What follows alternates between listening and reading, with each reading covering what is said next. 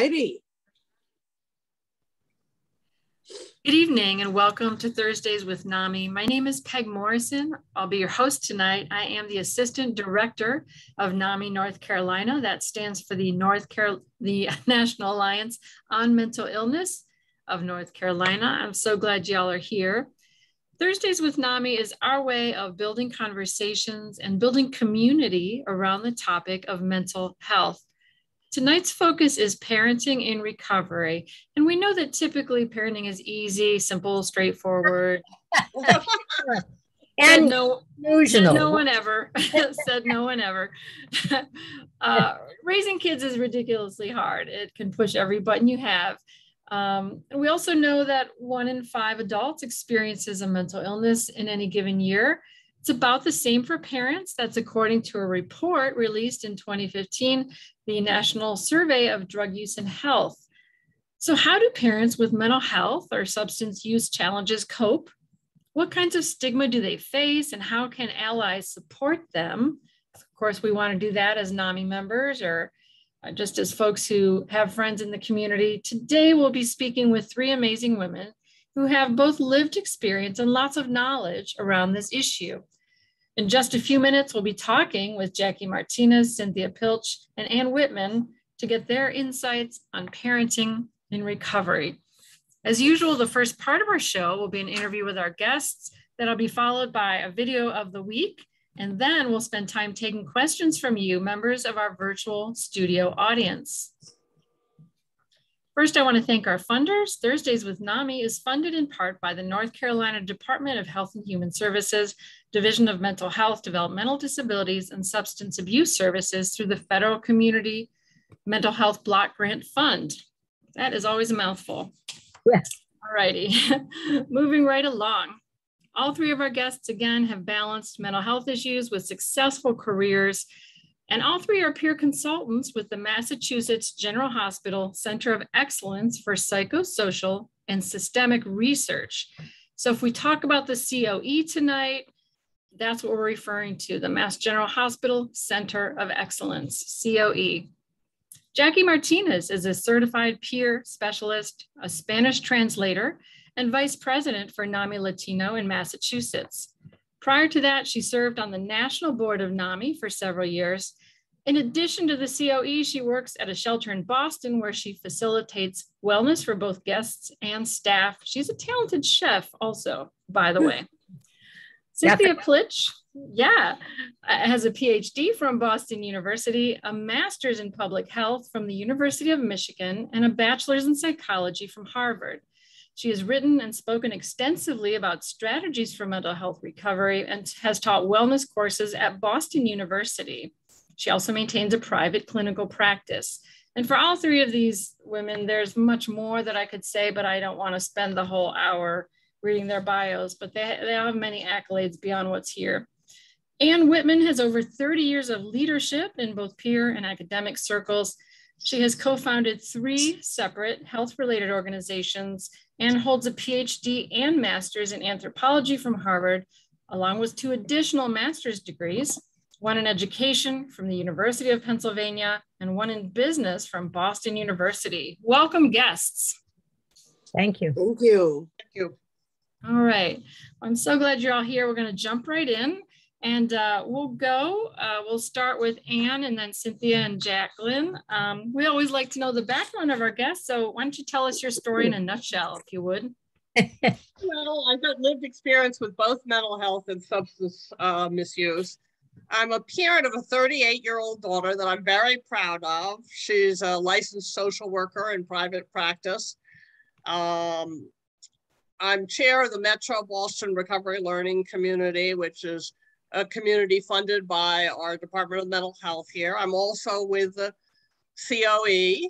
I got involved in advocacy maybe 25 years ago because when I got sick right after the birth of my daughter, Rin, I found very few resources. I found the stigma and the isolation to be just very difficult, and I wanted to be able to help other people.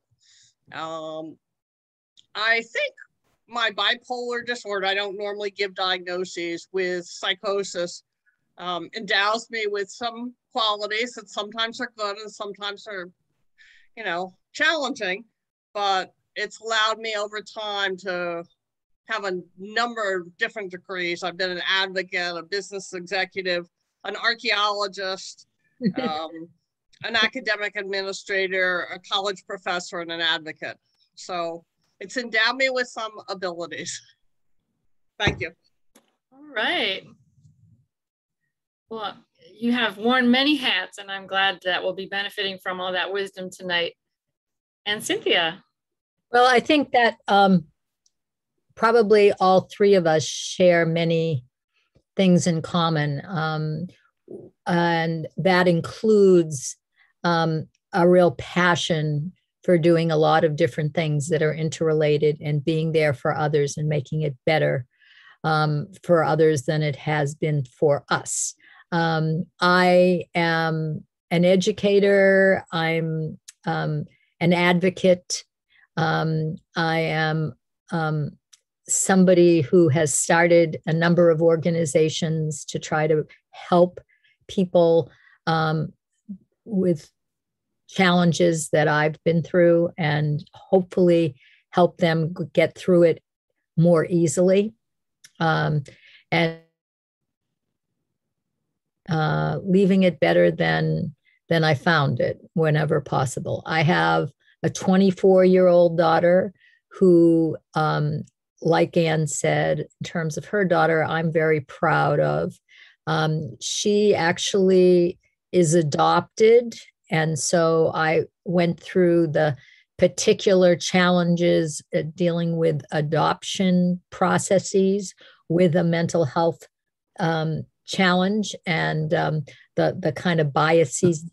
And so that has made me that much more passionate about being there for other parents who are dealing with such matters. But I feel as if, like everything else, there are pluses and there are challenges in anything that you have and do.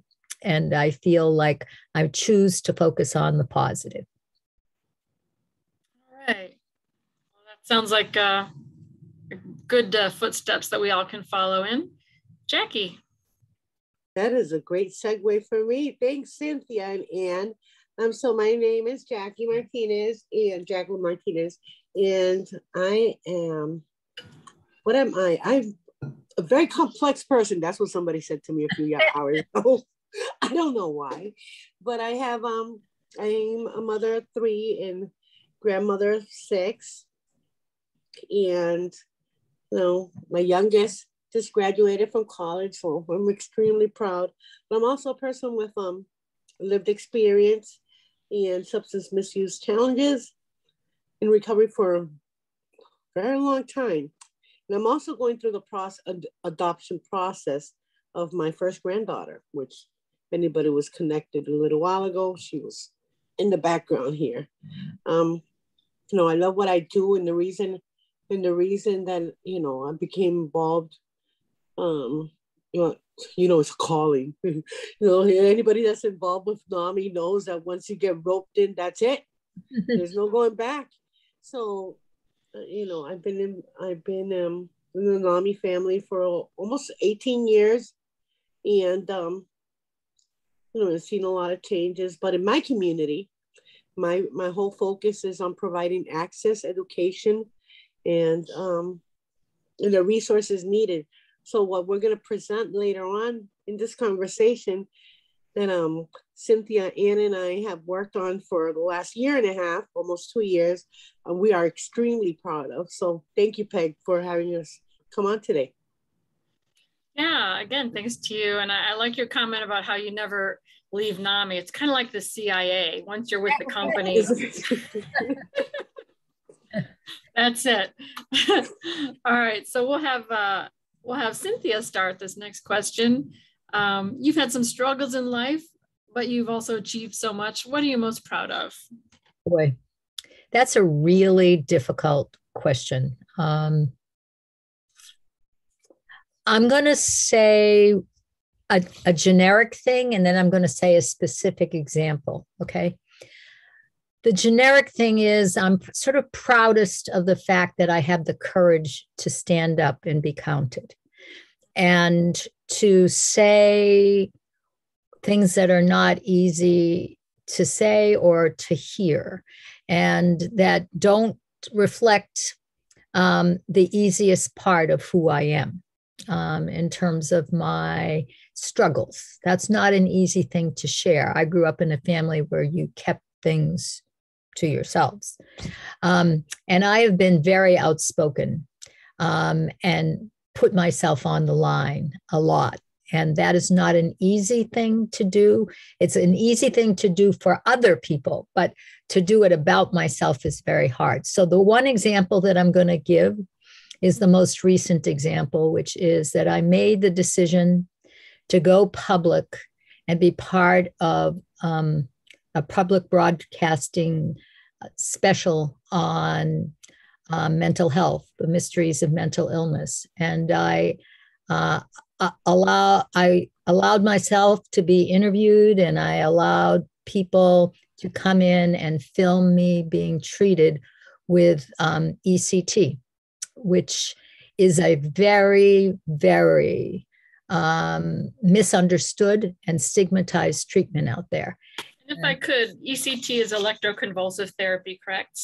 That is correct. And so that special was on in the last few months, and I made the decision when asked to do it because I felt like, how could I not offer an opportunity to destigmatize and to offer education? How could I as a health educator? And so I did it, and I'm pretty damn proud of myself for having done that, because there were a lot of reasons not to do it, let me just say. But I did, and I'm glad I did it on balance, but it's not a walk in the park, at least for me, to go out there and be an advocate like that. That is very courageous. I understand that. And people might think at face value, well, if you work in health, you won't have that stigma. I have not found that to be the case myself. So I applaud that. And who would be next? Jackie? And me. Okay. You want me to go next? yes. Okay, well, I'm very proud of my daughter and her healthy engagement in life. She had a lot of challenges and has demonstrated a lot of resilience, and I'm glad she's a happy, healthy individual and engaged in life. I'm really proud of the peer team we've created at the COE over the last couple of years and the video that we've put in place. I'm also proud of the several mental health organizations that I've co-founded to serve people and help families to get better. This came out of, obviously, my personal experiences.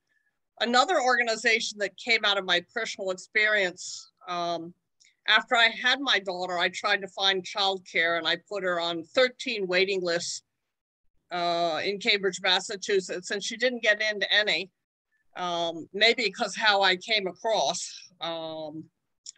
But we started a childcare company, and she was the first child in the first center.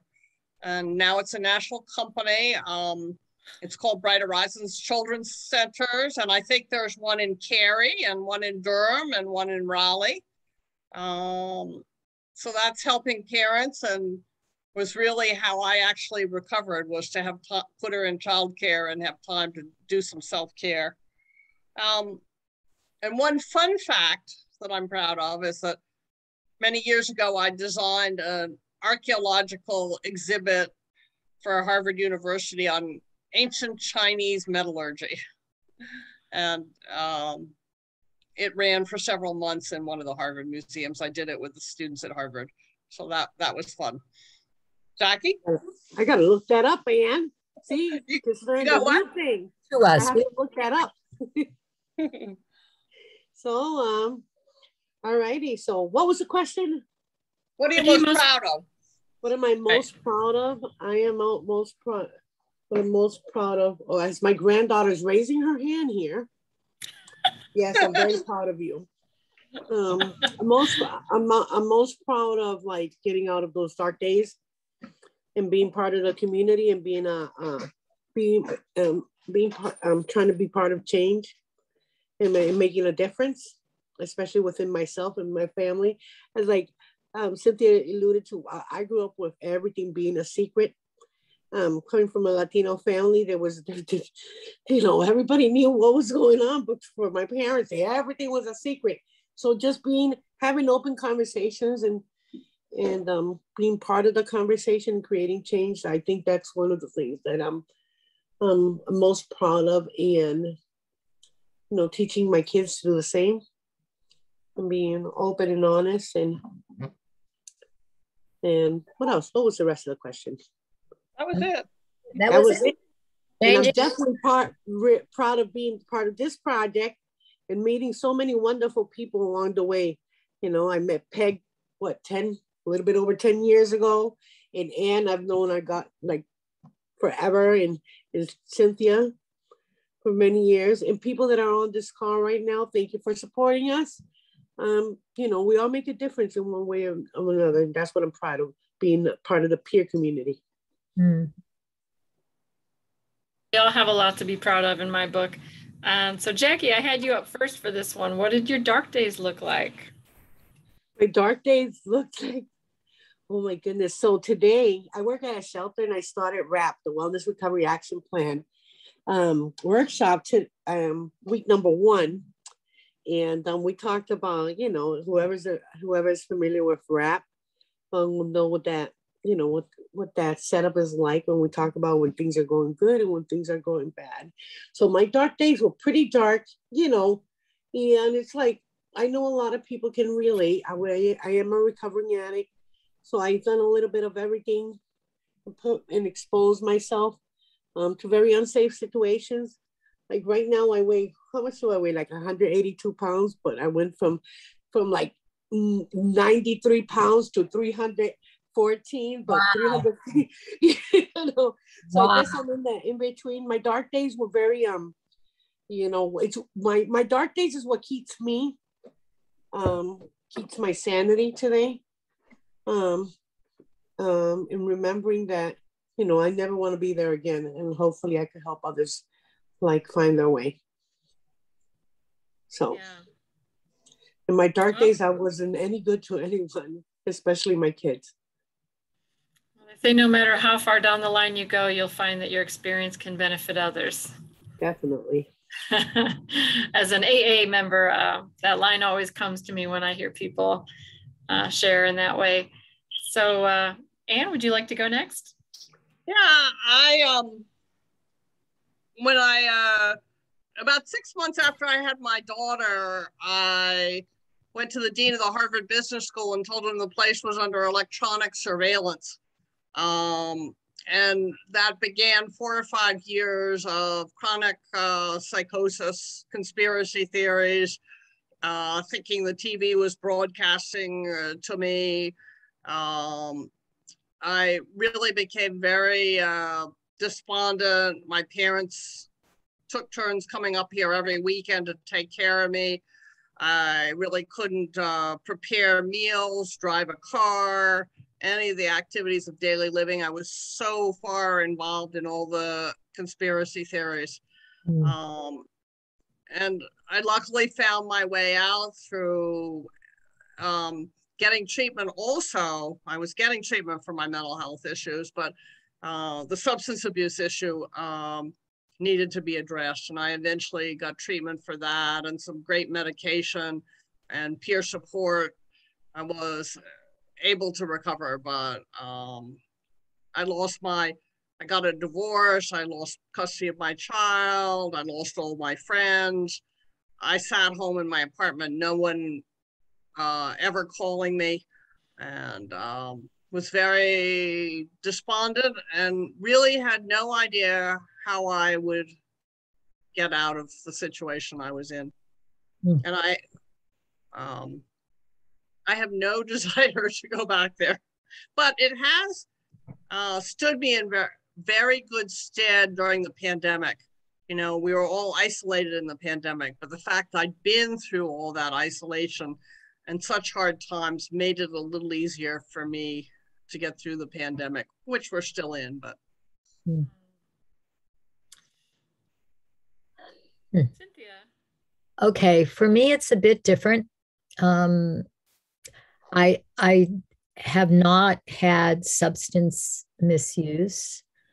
So, and on the surface, if you were to look at me, by and large, when I was in my darkest days, other than being very thin, you wouldn't have sort of known that I was in deep trouble. And in fact, I fooled several psychiatrists and I remember being mistaken for one of the psychiatrists on the ward when I was entered in.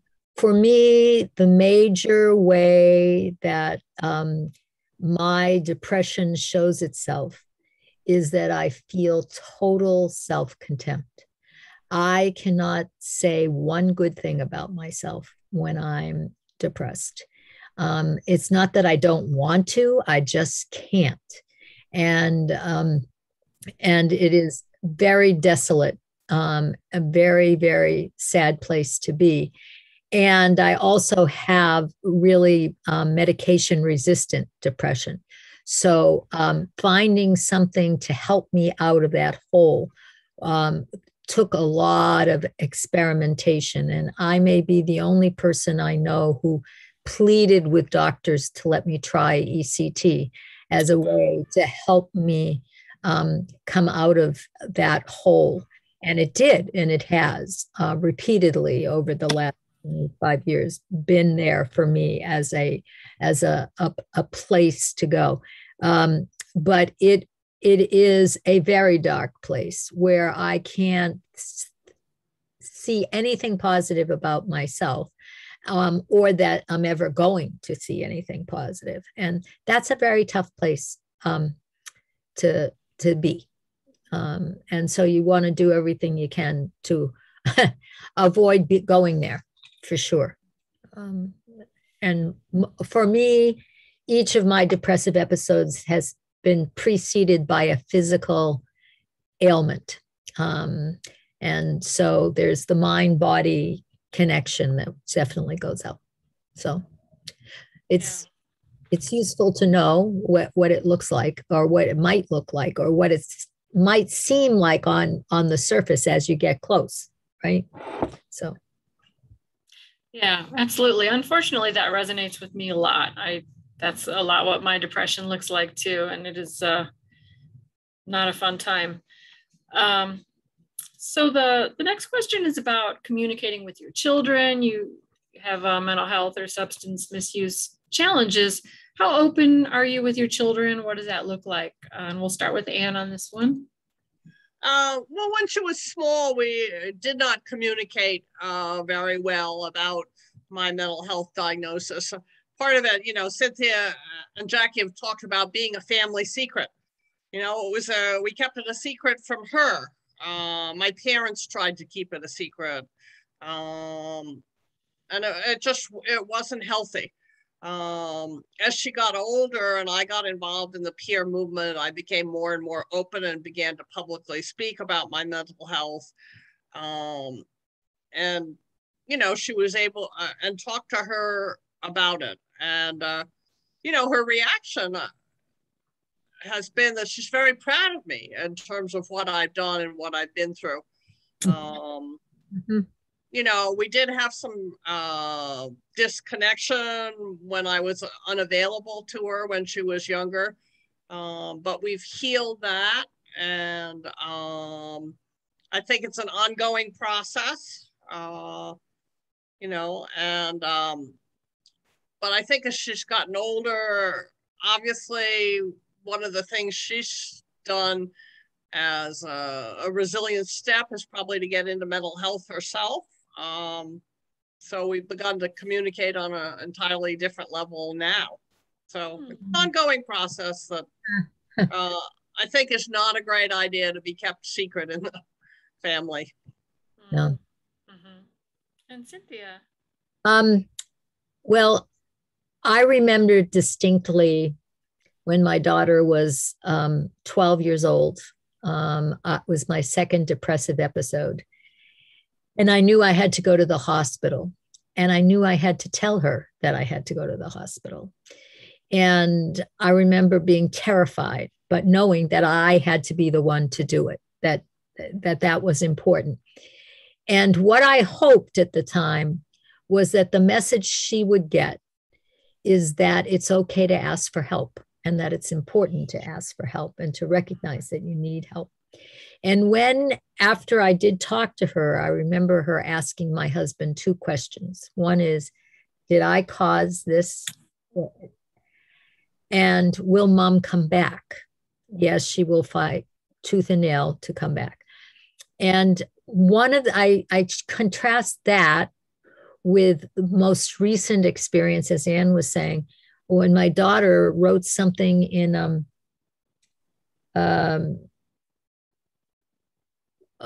what's the thing you write? Facebook. Facebook, talking about how proud she was of me for having done the special on ECT and for being so public with people and out there with mind body stuff. And just nothing, millions of dollars could not compare with reading that piece that she wrote spontaneously. And so, but it is a vision that is ever changing and evolving, and as her development does. And she's now just decided to go to social work school. I don't know how much of that comes from the experiences with growing up with my issues, but her issues as an adoptive child, and who knows. But the fact that we can talk about all that, or that we do talk about all that, means the world to me. Comments, such moving stories in the chat box. I agree with that. And Jackie? I decided that when I had my own family, that I won't have open conversations, and for things not to be a secret. So it's been really part of my, my adult life, with my kids and everybody else around me, that everything's open. So there has been pretty open conversations all along.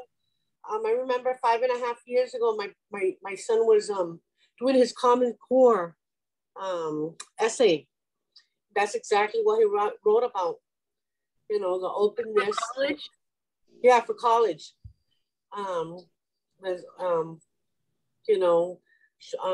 After this, the video that we're going to present shortly, we're working on a project for the adult children, parents with mental illness, and my son agreed to be part of that. And and I'm like, why would you put yourself out there? It's like, Mom, you've always said it's not a secret. I'm okay with you not being okay. And so that's that means a lot to me. That means a lot to me, to know, to be part of having my kids and and everybody around me to feel okay enough to ask for help, when things are not doing well. My 12-year-old granddaughter, she would say something, I don't care how you feel. I don't care about your mental health, but I really do know that she does. And those are conversations that need to happen, because it's important. It's important to talk about things that are uncomfortable, so and feel safe about it. And part of that is her being a 12-year-old too. Yeah, you think? I think. All right. I forgot.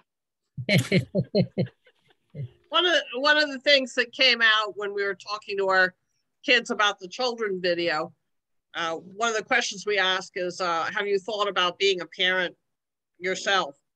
And my daughter's response is, I got this all figured out. If I have postpartum depression or anything, we know exactly where to go, who to go to, where all the supports are, and I'm not afraid. Wow, good for her. Yeah. Wow, I've never heard that before. That's fabulous. So, Cynthia, you might have covered this, and the rest of you, how did your children react when you had that conversation? Do you have anything to add along those lines? Oh, you mean when I had the initial one when she was 12? Well, she was scared. Obviously, she was scared at the time. But what I've noticed over the years, because we do talk about this in an ongoing way, and she knows when I'm going to have treatments or whatever, it's become much more comfortable for her. For one thing, she knows that I'm going to be okay. I mean, she has history to show that, that if I go and I do what I need to do, then I'm going to be back. Oh, one of the things that she said to me so many years ago is, but Mom, how can you be depressed? You're always so happy. It was really interesting because I realized that on the surface, that as I said to you before, I always look fine, right? I said, I know that it seems like I am, but not inside, am I? And so I think for her, as she's grown and gotten more mature, she realizes that there's a dichotomy between what you show and what you may feel. And she feels comforted that I'll tell her stuff that's going on with me so that she won't be. And we're a team. My husband and I are a team, and she knows that he'll be there for her too. So. Yeah, it's all about understanding, and that feeling of knowledge is power is what comes to mind for me. Jackie. So I'm listening. I'm looking at the questions here, and it's like I find it like I would like one of my colleagues to answer this if possible. It's like, did any of the speakers have to go through legal custody issues? Yes, I had to go through legal custody issues. You want me to talk about it? I went through a guardian ad litem review as to who would have custody of my daughter Ren when we got divorced. And the report got written. It did say that I was the most creative play partner they'd seen in their history. But I still didn't get custody of my daughter. I eventually got custody back. But a lot of that, I think, had to do with some stigma about mental illness and where I was in my recovery. Sure. So. Sorry, right. I went straight to that question because I kind of got distracted by a 12-year-old that doesn't understand that Wi-Fi is not an issue right now. I thought that was a really clever redirection because you did not answer the question. Right. And you directed it to someone else. Just center myself here. Okay, so what was the question? How did your kids react? No, how did my kids react? Well, I have a 23-year-old at home that, he's very positive and, very encouraging. And that's all that matters to me right now, to, like I said, to have that openness and be able to talk about things and, and not feel the shame, the guilt and everything else. So goes around saying, hey, yes, my mom talks to everybody about, about anything. About anything. So be careful what you want to know. All right. Anne, did you want to follow up with a comment on that one? Well, my daughter, I think was very young when, I actually went in for treatment for substance abuse, and she her dad found the liquor bottles in my closet, and you know, that was not great. But over time, you know, she's learned from me. There's certain patterns in my family that she's wanted to break. As a young adult, talking about emotions, and we're a very shut down family, didn't talk much about our emotions, and she's tried to break that pattern and learn from some of our mistakes.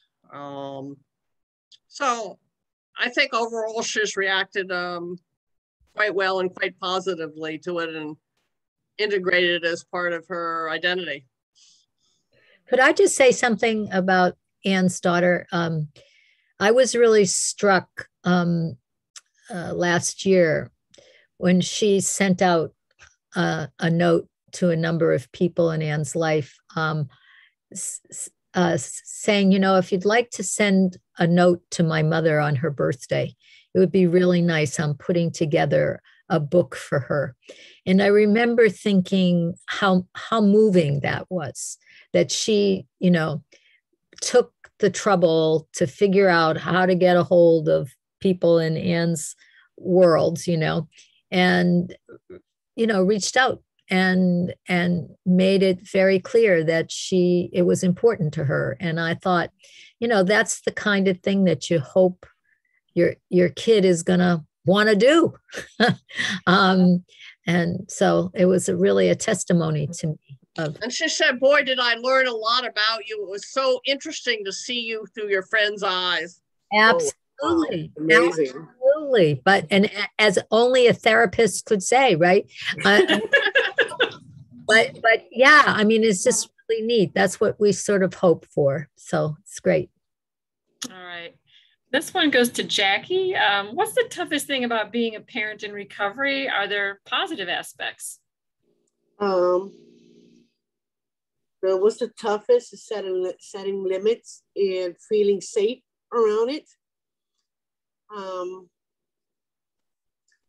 So what does that mean, setting limits to you? Setting limits. Oh, I'll give you the great example right now. What I'm going through right now, this moment. So, you know, like internet safety in raising children, you know, and setting those limits can be pretty challenging, especially with having a child that has, you know, difficulties herself in processing. So like, you know, there's a time when how long you could be on this thing. And if anybody heard her, like trying to scream in the background because like, things are going to change. Well, they weren't going to change because I'm pretty stern, you know, and doing it like inappropriate stuff and thinking that it's okay and me feeling okay. It's like setting those limits and sometimes getting in trouble for it. That's, I think, one of the most difficult things in trying to explain to other people, like the Department of Social Services or, you know, providers of like, why do I do this? Because I've been there. I have my own children and, you know, and I also have past trauma. So I think that's one of the hardest things is setting, you know, as a parent, setting those limits and feeling okay about it. And then on the other end, one of the things that I'm very grateful for is that I'm able to do that. You know, that's what I'm extremely grateful for, and be able to talk about it with people like my colleagues here and, you know, very close friends and be okay with that. Yeah, that's so important. So you were referring to setting limits with, for example, the amount of time on a laptop or amount of time online or what website she might see. Right. You know, but like, yeah, you know, we could like boil it down to that. But when I say setting limits, I mean like across the board. You know, I was raised with a very stern hand. I do have a stern hand, but it doesn't like physically hurt people. It's a porous hand. So, you know, like setting limits about, you know, and boundaries. Boundaries is a humongous thing, you know. Sure. And one of the hardest things was finding the time and space for self-care. you can't really take care of anyone else unless you take care of yourself. So that had to be a very deliberate thought on my part. The other part that was complex, especially around the teenage years when they begin to get angry at you and think you're, not doing well, or you're got problems. I see every problem. Sorting that out between what was I tended to feel maybe it's because I'd been absent for a time or I had mental health issues, when in reality, it was probably just normal teenage behavior. And sorting that out, I needed some professional help to help me sort through that and maintain my equilibrium. Sure. Yeah, that sounds very familiar. I don't have children myself, but my friends and family members have said very similar things. And it does seem like mothers tend to put themselves last. Yep. Definitely. So, yeah. Because mothers oftentimes, besides being the caretaker for their children, tend to be the caretaker for the generation before them. And so it's sort of like when you're taking care of everybody else, where do you fall in? What I would just say, I know you're going to ask me, so what I would say is that for me, one of the real challenges is to not overdo, that I have a tendency to take on way too much. And because I believe that sort of like if I'm doing, that's a sign that I'm well, I'm good. And so if I do more, then that means even, better. And in reality, less is more. And, teaching myself that and teaching my daughter that is sometimes easier said than done. But I do know that thing of balance, of not overdoing, overextending, giving space to say, no, thank you, not now, is sure. an okay thing to do. Yeah, well, that's always an important reminder. So the last question that we'll have time for before the video is, when you think of other people in your circle, and this will go to Anne first, what was helpful, what was not helpful coming from allies or your partner? Well, I'll start with what was not helpful. Well, no, my parents were very helpful. They came up, they stood by me, they took care of my daughter, as did my ex-husband, and them all stepping up to the plate was really helpful in terms of giving me space to recover. What was not helpful was when I was in an acute stage of psychosis, rather than identifying emotionally with me what was going on, it must be terrible to feel that you're associated, that you think you're going to be assassinated by the CIA. They didn't identify that with emotionally. They more tried to challenge my thoughts. And if they had just kind of said, this must feel really terrible, it must feel terrible to lose your career, and identify emotionally, they were more trying to fix it for me. And the only person that I was the only person that could really fix it. Sure. I needed the support. My house accumulated garbage, and, I needed some housekeeping support, but they were obsessive about it. My brother eventually had to tell them, if Anne's house falls down, well, it's got to fall down. You got to let her.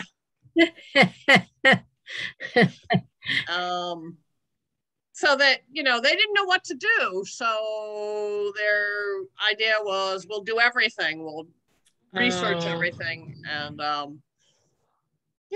I eventually was able to talk to them and get the kind of emotional support I wanted. But so I'll just stop there. Well, a lot to unpack there. If you are interested in learning more about communicating, reflecting the emotions, and being less of a fixer, please look into the NAMI Family to Family class, because we talk about those communication styles and what's helpful and what's not helpful in that sense. And so why don't we go to Cynthia next? Oh, I thought it was Jack. Well, what was helpful, what isn't helpful is feeling judged.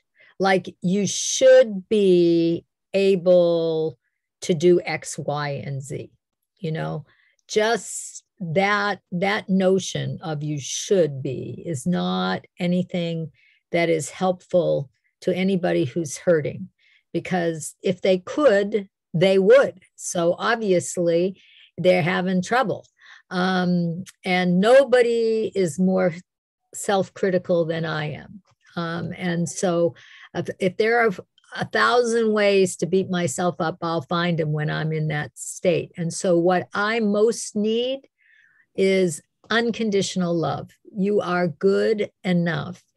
This too shall pass. It is okay. And reminding me of the good things that I have done is very, very constructive and helpful. So I would say sort of what to the extent that people can offer the emotional support without the shoulds, that because there is no, as Anne says, nobody else can do it for you, but somebody can be there and hold your hand and support you and let you know that they're there for you if you want to share anything. Right. Yeah, I love that. It's hard to say, please don't criticize me, because my inner critic is always on a rampage. Yeah. So I don't need that. Yeah, that's on high alert, high, right. Jackie. So for me, like all of the above, but one of the things that what's not helpful for me is having people around that think they're helping and they're really not giving my space. Like and I'm grateful that today I'm able to say and do that. But just like if I have someone around me that's just like not listening, not through active listening, or being part of the solution. I don't want you in my life. Just get away from me. So I have a lot to like. So I have constant racing thoughts. So I need something to help me slow down, and and like having people like by just checking up on you, and just making sure that you're okay. That's enough. And I think we would all say that peer support was a huge. Absolutely, and I think part of what is so special about it is that we all know on some level what it feels like. We might not know exactly the same story, but we know what it is to feel vulnerable, and to have somebody just check in, as you were saying, Jackie, just checking in to see how you're doing, and you can choose to say something or not choose to. That's the point. It's our choice. Comments from the chat box. Great remarks, and all of you are very brave. I know I'm not alone, so lovely comments there. Thank you, Kent and Vicky. Jackie, you were going to say something? No, and I have two great pioneers right here. Like, I think we check in and make sure that, we all been through like our highs and lows and difficult times. And like this past year and a half has been brutal, horrible. But we've like worked very well together and make sure that, that we have the support, like, support and friendship among us, which I deeply value. And honesty, don't you think? I mean, I think there's an honesty in our group that's very Well, that's where the peer support kicks in. Yeah. Right. Well, that's inspiring, and it's neat to hear you banter back and forth. We're going to transfer now to the interview, away from the interview portion of our show, to our video of the week. Before doing so, I want to give a big shout out to Executive Director Gary Kreitz for handling our chat box and our Facebook comments, and for always being there. And of course, thank you so much to our guests, all of you, for being here and spending your evening with us tonight. Would one of you like to introduce the video? I took some stuff from the web, but I know it's more personal to you. And why don't Ann? Okay, well, we did a quick needs assessment of the communities in Massachusetts that are peer run. And we found that one of the issues was people needed more support in parenting. So we briefly put together 6 parents and interviewed them. We have about half an hour of raw tape of each one of the parents. And then we got together as a team and coded the interviews as to what was important and what stuck out of all of us. And then the film was edited, and we've been showing it to family members and providers and peers, and it's been very well received. And it was done all by peers for peers, and I think that it's more authentic than if a professional had done it. So stay with us and you'll be thrilled, I hope. Yeah, it's very engaging. The whole thing for us is reducing stigma and opening up conversations and resources. So I hope you enjoy it, Cynthia. All right. Well, that's I'm gonna say our kids are coming up after. We're doing one on our kids to follow. a video on the kids. Yeah. Wonderful. All right, well, let's dive in here. Parenting and recovery. This is a very engaging video. I know you'll like it. Let's go. Righty. I'm Ann Whitman on behalf of the Center of Excellence of Psychosocial and Systemic Research at Mass General Hospital. We've created a video for parents with mental health and substance use challenges and their providers. We want to raise awareness, reduce stigma and isolation, and improve the lives of parents and their children. We now invite you to explore our stories. Thank you. So my name is Beth Stark. I am 40 years old. I have a 4.5-year-old son named Philip, and he is wonderful. My mental health issues probably popped up in my late teens and kind of came to a head after I had my son at age 36. It was at that point that I was eventually given a diagnosis of having postpartum depression, bipolar disorder, and I was in the throes of alcoholism. When we found out we were pregnant, I was over the moon. Elated. I had my son, and about 7 weeks after having him, the postpartum kicked in. And at that same point, I started drinking again. And it was during that time that I felt I lost complete control over who I was becoming. I have 3 children.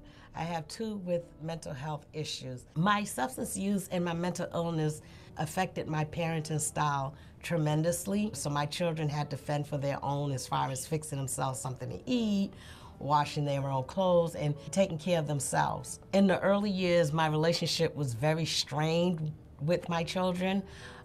They did not trust me, and it came a time when my daughter became the parent, and she ended up taking care of me once I became very mentally incapacitated at one time. I tried to keep my illness out of my parenting and not pulling my kids into my illness. That said, it definitely has affected my parenting. I started to suffer from intrusive thoughts. They became so bad that I couldn't interact with the kids at all for a while. So I just totally withdrew. I'm a single mom. I raised my daughter. She's now 35, and she's really the star of my life. When I got sick, everything kind of fell apart. I lost my home, my doctoral program, and my job. I had to give my child to my parents for 2.5 years. It was a stressful time, but my daughter seemed to do okay because she could hold on to the fact that I was going to see her every weekend. And I'd go through my mental health program, day treatment programs. As time passed, I was able to tell her that I was having a hard time thinking and feeling. Okay, I'm Ann Whitman. I have a 35-year-old daughter, and I've been in recovery from mental health and substance misuse challenges for over 30 years. Well, at the age of 33, I had just given up nursing my baby daughter, and I began to feel that my office was under electronic surveillance. Within a year, I'd been fired from my job. I'd lost custody of my daughter, and most of my friends had given up calling me, and I was embroiled in a bitter divorce. I felt a tremendous amount of shame and loss, and I began to decompensate. I didn't know who to tell that I had a problem. I was a brand new mom. Who do you go tell that you think your drinking's scaring you? So I went to a support group. No one was saying, I am drinking too much. My mood feels strange. I don't feel like myself. And so eventually I stopped going. Then the labels came out. Bad mom. You obviously don't love your son. How could you ruin everything like that? So you're feeling already terrible about yourself because you realize you have a lot of problems that you have to sort through. And everybody just thinks you're a bad mom. I know now that I wasn't a bad mom. I was a sick mom that needed help. And there's a big difference between the two. Stigma was really difficult around the mental health challenges. In my community, a lot is not understood about mental health recovery. And in fact, it got so bad, like after I'd gone through that experience of what other people thought about me, I felt judged, I felt less than. I really felt hopeless. I just thought I'd never have another happy day. So that stigma, it almost took me out. That self-stigma and how other people responded to me. You know, everybody was focusing on what's wrong with me, not what's wrong with me. And I think what's helped, though, is by overcoming that and getting that peer support of being able to connect with other people going through similar stuff, it gave me strength. So the parents of these children that were her friends were kind of like, you know, who are you? They might not have known what my issues were, but there was that, you know, alienation. I told one of the children's mothers one day that I had some issues. She got so scared. I could see it on her face, and she grabbed her children and brought them in like I was gonna hurt her children, and I would never hurt a child. She just totally didn't understand. That, I felt, was an inability on her part to see the real feelings that we have. I was told that I couldn't talk to my daughter for 6 weeks while I was inpatient. They felt I needed to focus on my recovery. And I felt a certain amount of stigma not being able to talk to my daughter, and I could have used an advocate to help with communication. Other ways that I felt stigma was a tremendous amount of self-stigma. I was very shameful, and my daughter had a birthday, and it was during her time with her dad. And so I felt I couldn't give her a birthday party because she'd already had one with her dad, and I was the non-custodial parent. But I was attending a group called Mothers Without Custody, which was a community organization. And they convinced me that I could have a birthday party being a non-custodial parent. I was really that shut down. And so my daughter's favorite color was purple, and I threw her a purple birthday party. We had purple balloons, purple cakes, and it's one of the things that she remembers most. My coworkers would say, oh, she's crazy, or she doesn't have the elevator going all the way up, and little comments that were very stigmatizing, like people with mental illness were not smart or were not normal. It was just a big stigma of being a parent with mental health issues and substance use abuse disorder. There were a few folks who stopped talking to me. It seemed like it was more a loss of respect. There were folks where it just seemed a little overly sympathetic, like I was less. What I did, though, to try and overcome it was ignore it and to really try and focus on what I needed to do with the kids. It's difficult to say to him anything in regards to like my substance abuse or my mental health. He knows I do not drink alcohol. He knows I drink Diet Coke, iced coffee, and seltzer water. He knows that I go to meetings. He knows Mommy's talking doctor is very important to her, and he knows I take medication. We will have the conversation with him when he's older, but other than that, there's not too much we've shared yet because he's small. And one of the things that's really helpful is how important it is for me to self-assess with my interactions with them. I try to ask questions, how are you feeling? And then to validate his feeling and appreciate him sharing it with me. And I share little snippets of how I've had to deal with challenges, that it's okay to feel your feelings and that you can deal with them. He also knows that his mother and I are both in addiction, mental health, and trauma recovery. And he knows that we don't drink or use other drugs. So we talk about this stuff. We're open about it. And I've taken him to AA meetings in the community. That's one of my supports. He knows about recovery. I think we were both so traumatized that we could not talk about feelings or issues, and really did not do that. I think we could have used some family therapy to help us talk about the emotions and process some of what was going on. In the beginning, it was very, very hard, a relationship with my children, but today it's a lot better. What helped us was doing family counseling. By doing family counseling, we were able to talk to each other about things that we couldn't talk to each other without a therapist there. We were able to get out a lot of things that were bothering us that we didn't know. For example, I would always yell at my children. I never really talked to them. Well, out of family therapy, I started talking more, treating them more with respect, not swearing as much. So those were successes that I've gotten through the therapy of how to talk to my children. We're getting along so much better today now that we know about our diagnosis, and now that we know how to take care of ourselves, we're able to take care of each other.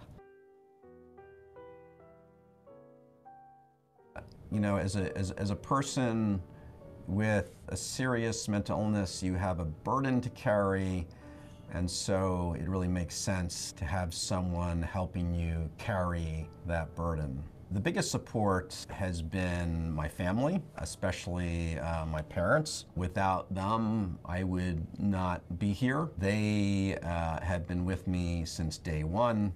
When they realized that they could not reason with me, they just learned everything they could about my illness, and they were ready to be there when I was ready to have them there. It's really important to have someone there in your corner all the time. The supports I had when I first started getting sick were professional supports. I had a psychiatrist. She was really supportive. She believed in me. I had my family. I got a psychologist that I started working with. That was the difference of my whole life. You know, while that was very informative, it wasn't as important as the relationships that I built with people. I can see that the relationships are so important for people. Talking with each other is really important, and just being able to share. So it was peer support which really, you know, made the difference. I have a ton of family support, which has helped me develop faith. Also, exercise is a huge support. I have a wellness recovery action plan, which I have a game plan on what I got to do to be well, to look at you know, what I got to do to be well on a daily basis. You know, what do I got to leave in my life? What do I got to leave out? I'm a member of a gym community. I've been going to the same gym for over 10 years. So there's a community of people, and there's people in recovery there, and there's people that I work out with. So that culture of that community at the gym is a big part of my recovery. There's recovery support centers that are all throughout the state, and recovery learning communities as well. So peer support is a huge support. I got a lot of help from the school. They made me the class parent, which helped me overcome some of the stigma that the other parents felt towards me. They had not let Ren come play at my house when I was in early sobriety, and as I became a class parent, they got more used to me and loosened up a little bit. They also put on a forum of parents in recovery, talking about their recovery at the school, and that made me feel less alone and less shameful, and so that was very helpful. As I developed new therapist and got further along in recovery, I was able to discuss every aspect of parenting, and they were very helpful. In the beginning, though, I was too afraid to really bring up the issues because I was afraid I would lose custody or that I would lose time with my child. Some resources that I know of now would be Horizons for the Homeless Children's Centers, the DMH wraparound services for parents, and the DMH parent program. I was not able to talk about parenting with my mental health providers, most likely because my children were already big by now. So they didn't feel the need to talk to me about parenting since I didn't have young children. My children were older. So I never actually got to talk about parenting and parenting styles and things like that with my therapist. I was lucky enough, and I met my now psychiatrist and my now therapist, and they believed in me more than anything in the world. There was never a point where they just were not literally always in my corner. They still are. And their belief in me that I could do it and I could do it well, and they would walk me through my shame and walk me through my pain and have me talk about my pain. I started to use social media. I also used other recovery blogs, and I would follow what people wrote, and I'd see someone write that they had lost everything too, and I was like, okay, I'm not alone. And so I used reading as a strong tool, This Is My Brave, a few different recovery happy hour podcasts, and I really started to just try to open myself up to all the different ways there are to recover. Well, I encourage people to feel their feelings, deal with their feelings, and to heal from the things that happen to them, and to know in their heart and mind that recovery is real. There's help out there. You will be successful. Don't give up. Continue to talk about things that bother you. Continue to talk about things that you like. You are not alone. There's a lot of us out here that's doing this. My experience has been that, you can come back from an illness, you can be great, loving parents, have a terrific time with your kids. It doesn't have to end your relationship in any way. Just keep trying and looking for support, natural resources in your community. Talk to your therapist, talk to your friends, and I came from a very dark place, and I have a good relationship with my daughter. I did get custody back. It is a struggle, but you can make it through and be a successful parent. The best reward of all of this is I hope another mother sees this, because I know that I needed more moms in my shoes. Life gets so much better, and my son is just walking proof of that. I didn't know that I'd ever get any of that back. I really didn't. If you work hard enough and you believe in yourself, I think that we can all get the life that we deserve.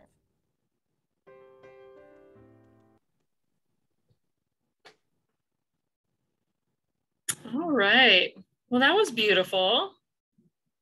Well done. Well done. I love hearing all those authentic and real comments and people just sharing their story. That's what we need more of in the world, to normalize what people go through. All folks with mental health challenges, substance use challenges, and parents in particular. So now it's time, members of our virtual studio audience, to take your questions. I see a couple in the Q&A box. If you're not sure where that is, look to the sort of bottom center of your monitor, and there's a little conversation bubble icon. Click that and type your question. It will magically come to us. First question from Kent: could you compare psychiatric treatment and psychosocial rehabilitation? What are the pros and cons? Any takers? Well, I'll start out. Oh, you want to start out? Go ahead, Cynthia. Oh, go ahead, Ann. It's fine. I'll stay out of this one. Me too.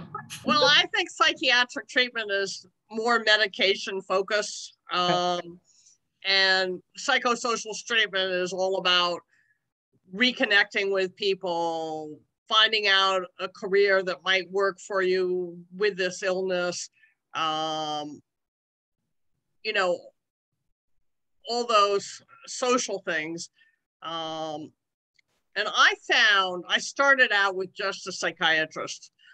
And I got a little, I eventually got a very good medication that helped, but I needed someone who was trained also as a psychologist. So I have, and I think other people can talk about it, but I have a psychoform psychiatrist that monitors my meds, and then I have a therapist that I've had now for 25 years that helps me maintain my balance and, look at different careers and worry about parenting issues. And she's a relationship therapist, and so reconnecting to various communities and building friends. Those are all things that I needed from psychosocial rehabilitation. And, I lost a lot of those abilities. They were innate, but someone had to bring them out to me again. I'd just like to add a little bit to that. I think that there's way too often a tendency to have it be either or in the world, that we're either into drugs and other sort of interventions like ECT, or we're into social and cultural and mind-body wellness approaches. And I don't think it has to be an either or. I think it's really much healthier to think of it as a continuum, and that includes all of it. I think that in my experience, the psychiatric piece of it is necessary but not sufficient. It is not enough for what my well-being. And for me, in addition to all the sort of the drug and the ECT stuff, there's also acupuncture and Reiki and massage and exercise and meditation, all of those kinds of things in terms of well-being that can be enormously helpful for people. Yeah, thank you, both of you. Both of your comments mirror my own experience. I think it's essential to have one person, ideally one community, where you can be yourself and speak freely and feel comfortable in your own skin. And that may not be your family of origin. It may not be your work friends, but find something somewhere. Peer centers, NAMI, all really good resources for that. And okay, so we've got that one covered. Question from Pam, did you find meds helpful? You sort of already covered that. Any follow-up? Oh, I found meds extremely helpful. It was a big trial and error and took a lot of patience. I did have to go through a lot of psychiatrists to find one that could eventually target a medication that worked for me. It ended up having to come from Europe. And now I'm on one from India. So I was pretty treatment resistant. But I think the medication really brought me to a level where I could then begin the psychosocial and all the other treatment to recover. I think that my experience with meds has been that they are certainly more helpful than not helpful, but that they're not perfect. And there are a lot of side effects to many meds for many people. And so there's no free lunches kind of, but it doesn't mean that it's not worth exploring or not worth the effort, but it is not, it's not a walk in the park. Yeah. Yeah, a lot of trade-offs with medication. For me, meds are essential, but there's weight gain, there's fatigue, there are definite downsides. Mm-hmm. Okay, Jackie, you still have your mute on, so I'm assuming you're going to pass on that question, or would you like to? No, medications work for me. It's been a battle getting that right cocktail. Yes. But, also alternative treatments, acupuncture, Reiki, yoga, eating healthy, exercising when I can get to that. That's been difficult. But, I think like we all have our different like combinations of avenues of well-being. So, Absolutely. I just wanted to say, because I couldn't answer hi to Kent. He's on here. He sent the message, but I couldn't answer. So thank you for acknowledging our presence. All right. Well, I'm not sure why you couldn't answer, but we'll maybe focus on that tech issue later. Another question from Gary. How have your conversations with your children about your mental health evolved as they have grown? And you have a note that you'd like to answer that one? No, I don't have a note. I'm going to turn that one over to Cynthia. What I would say is that the conversation has evolved as Lee, my daughter, has grown. And what I have tried to do with her around mental health is how I have handled other areas, which is to go with the questions that she asks, as opposed to my natural way is to sort of like spill it all out and let me give you the dissertation kind of thing. And I learned early on with parenting her that I needed to let her be the guide, like what she asks. And so her questions have become more sophisticated as she has grown. And when she has asked me, like, do you get scared, for instance, now, that's something she would never have asked in her adolescent years. She was scared, but how could I be scared, right? I think that she has become much more curious about how I function while being depressed in a way that she couldn't have thought about earlier on. And that people aren't all or nothing, that there's a continuum, and that I can feel better or worse depending. And I think that that's been helpful for her. I mean, she's had a couple of friends who've gone through some pretty tough times, and she's talked to me about it and asked me about it. And, I think that because I've been so open from the beginning, it's enabled her to be more open, both about her friends, but also about her own, angst about life. I think that's an excellent point what you just brought up, Cynthia, about how one thing could affect the other. Like in here, I mean, specifically going to talk about my son. And the focus of it's not just like mental health; it's all about the whole health. One thing isn't in sync, the other one definitely isn't. So like we talk about finding that balance. So if the bills aren't paid, this is just an example. If the bills aren't paid, well, we need to, well, how are we going to balance this out so the bills get paid and we could be okay about that, for instance, or should I go to work today or should I go to my doctor's appointment? What's more important? Or should we just sit and have a conversation about this? It's like the basic things in life mean so much more than just focusing on like mental health. It's not about mental health. It's about a person's whole health and well-being. Absolutely. So, and being able to have those communications and finding that, that's centered. Yeah. These are my favorite things from one of my nieces. She was over like a month ago and she lives in New Jersey. She's like, paz y amor, paz y amor.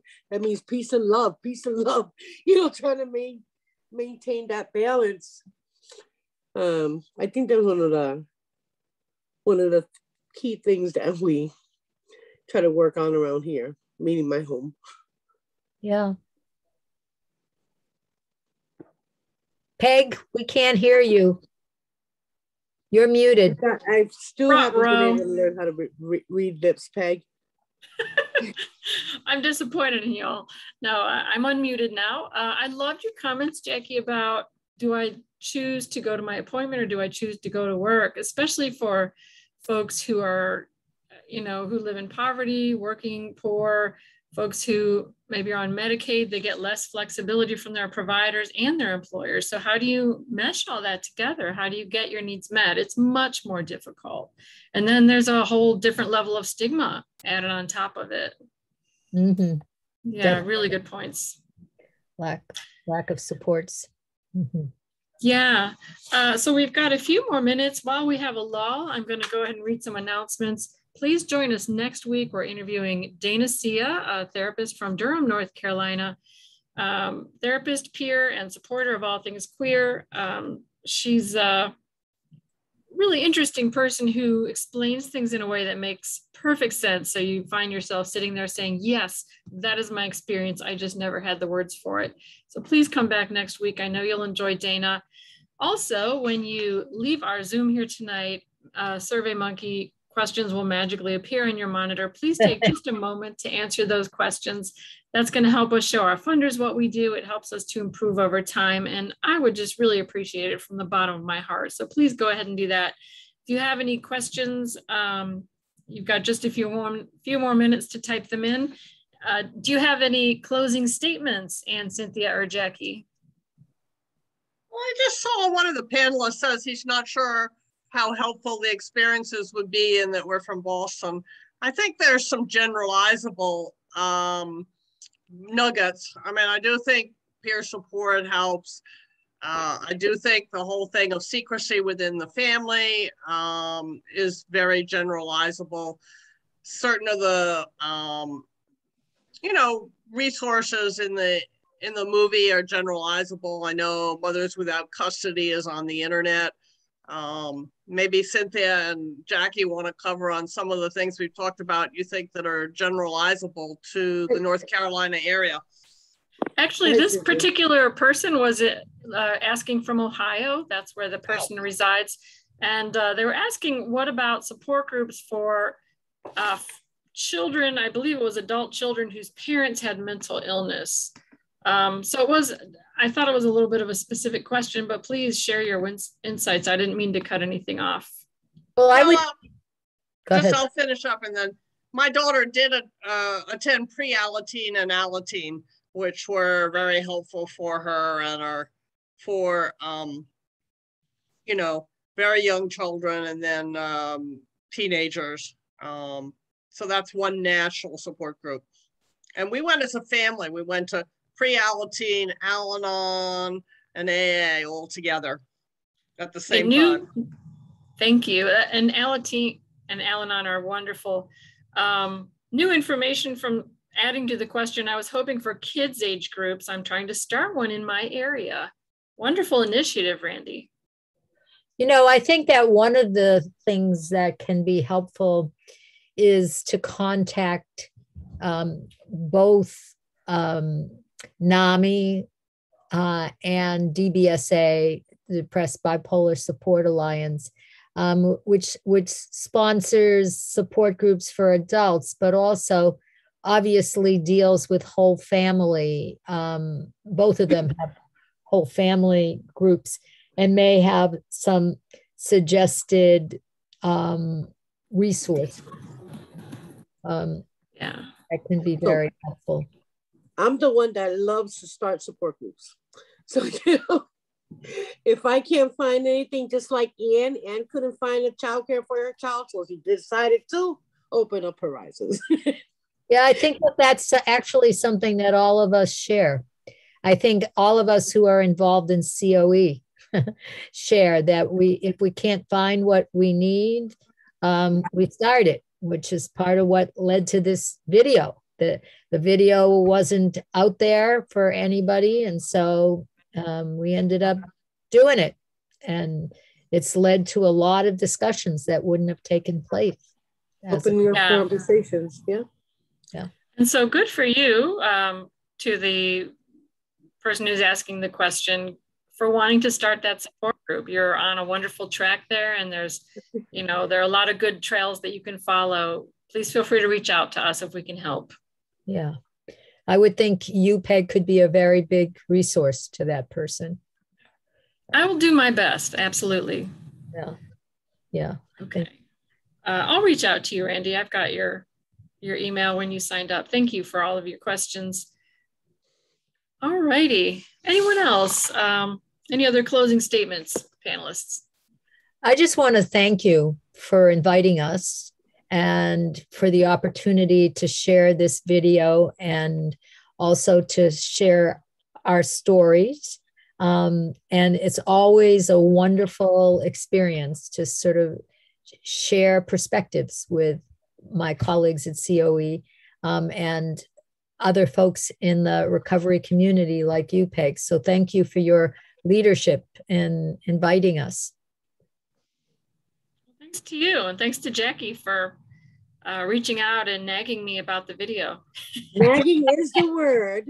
That is the word. That is the word. She is very, very good at that. Very good. And my overall wish is that this is going to be translated in every language possible on Earth and beyond. So if anybody is interested in in showing this video, or please reach out. Peg has all our contact information, and we will get right back to you. Mm-hmm. And we'll come and do. We have different formats of presentation, like this one with Peg, but also more question and answer. And so if anyone is interested in doing it in their local community, we'll come to groups of 5 and we'll come to groups of 100. So we're happy to, repeat this for anyone that wanted. And I like this, children of parents with mental illness in Australia have lots of children-focused info. We can learn a lot from what's going on internationally. Cross-culturally. Mm-hmm. Yeah. Right. Yeah. Well, as Jackie said, internationally and beyond. I see our executive director, Gary Kreitz, has offered to translate into Gaelic or Old Irish, if that would be helpful. He's our scholar. Hey, I could always do Spanglish, All right. Well, again, thank you for bringing this important topic to my attention, and you've all been wonderful. I've enjoyed getting to know you a little bit, and I hope to have you back again sometime. Thanks so much, Peg. Great. Thank you all. Thank you. Have a wonderful night. Bye-bye. Bye.